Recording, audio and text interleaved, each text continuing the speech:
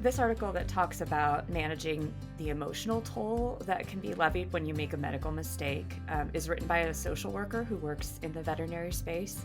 And she has some useful tools in here for both managing that emotional burden, but also trying to communicate effectively with clients. And there's an acronym in here called SPIKES that I think is helpful if you're a person who tends to like to think in step-by-step or framework fashion. So it makes the advice a little bit more concrete, I think. So definitely a good perspective from somebody who spends her entire career talking to people who are managing emotional burdens from practice. So I really like this one.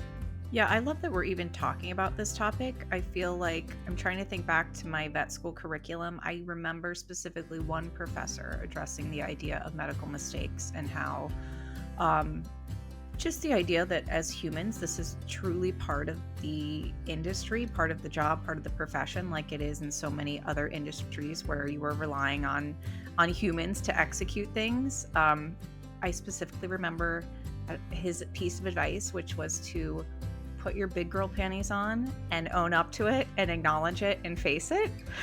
That being said, there was not much tangible advice behind that, but I still remember feeling somewhat empowered by that, just acknowledging the fact that when and if you make a mistake, you are not the first one, you are not the only one. It can and will happen. And so I like that this article really dives into what does that mean? What do we do? What are tangible things we can do to get through it? And not only get through it, but get our confidence back.